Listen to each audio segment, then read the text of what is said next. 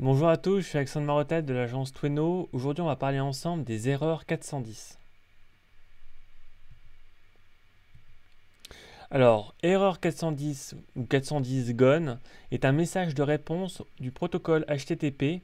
Elle se produit lorsqu'un utilisateur tente d'accéder à une ressource qui n'existe plus au niveau du serveur. En d'autres termes, il s'agit d'un message envoyé lorsque la page ou la ressource à laquelle vous essayez d'accéder a été supprimée de manière permanente ou définitive sans qu'aucune redirection n'ait été mise en place. Alors, quelles sont les causes des erreurs 410?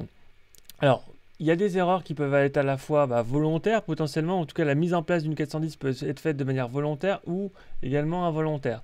Donc notamment de manière volontaire ou intentionnelle, en fait c'est le webmaster qui va justement mettre en place une page 410 gone parce que la ressource qui était présente auparavant n'existe plus et ne sera plus à même d'exister, ou en tout cas ça fait plus de sens qu'elle existe même à l'avenir. Du coup, pour cela, et puis une redirection n'est pas forcément quelque chose d'intéressant dans cette situation-là, et du coup, ça va être la mise en place intentionnelle du coup d'une page 410 gone. Autre point, la ressource existe, mais le serveur renvoie pour une raison inconnue le message d'erreur 410. Donc du coup là, on est vraiment dans la situation où finalement, entre guillemets, on subit cette erreur 410 du fait d'un problème technique, du fait d'un problème avec son CMS. Je vais avoir l'occasion de rentrer un peu plus dans le détail pour vous expliquer ce qui peut causer justement des erreurs 410 quand elles sont involontaires. Alors, les cas d'utilisation volontaire du 410. Alors, elle peut être utilisée pour empêcher les utilisateurs d'accéder à des ressources qui ne sont plus associées à un site web. Donc effectivement, l'idée c'est vraiment, lorsque vous avez un contenu, que ce contenu-là finalement a été mis en place ou mis en ligne à un moment donné, mais que pour une raison X ou Y, à l'avenir, il n'aura plus, il n'aura plus forcément de sens. Du coup, le fait de mettre en place une 410, ça signifie clairement, on signifie clairement à la fois aux utilisateurs, mais également aux moteurs de recherche, que cette page n'existera plus à l'avenir. Donc du coup, Google peut même retirer cette page, ou plutôt l'URL de son index.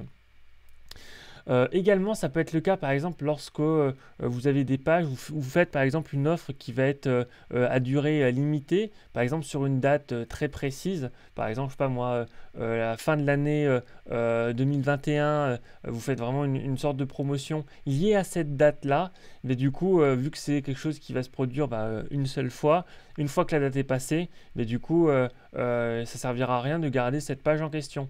Donc du coup, voilà, c'est typiquement une chose où, d'un point de vue temporel, la page faisait sens, mais par la suite, ça ne fera plus sens par la suite. Du coup, il faut mettre une 410 en place.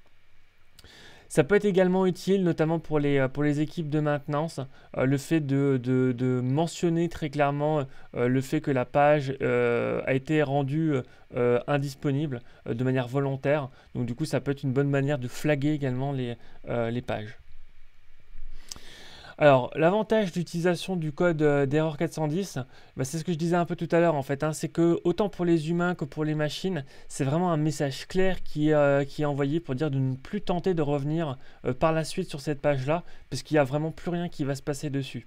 Donc également, l'autre avantage, c'est d'un point de vue du budget crawl, ça permet potentiellement d'éviter que les moteurs de recherche reviennent sur des pages finalement qui n'ont plus d'intérêt. Alors comment faire pour trouver les erreurs 410 sur votre site? Alors là j'ai marqué deux outils, donc il y a à la fois Google Search Console qui est gratuit et Screaming Frog qui est en freemium. Donc du coup voilà, moi c'est les deux outils que j'utilise quasiment systématiquement.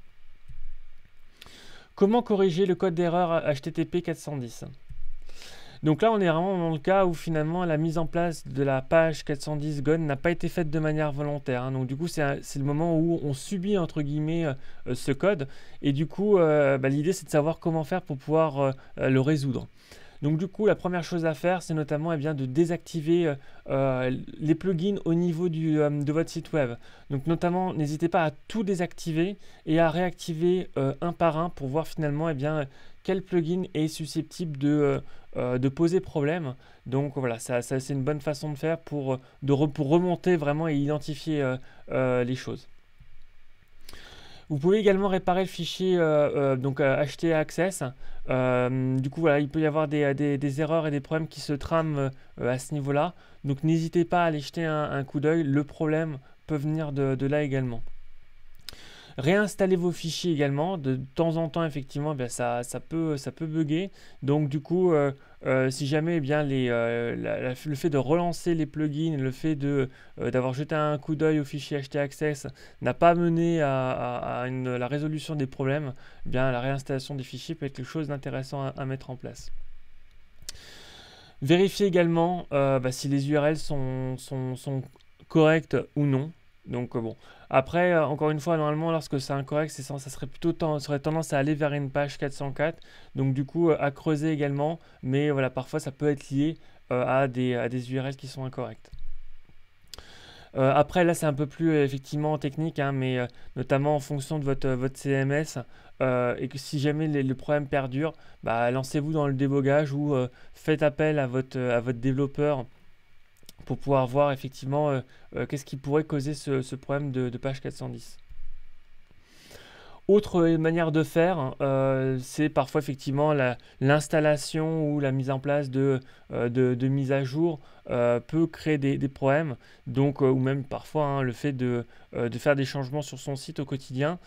Du coup, n'hésitez pas à, avant même de peut-être déboguer, restaurer des anciennes mises à jour pour pouvoir voir effectivement si le problème était palpable avant justement les changements.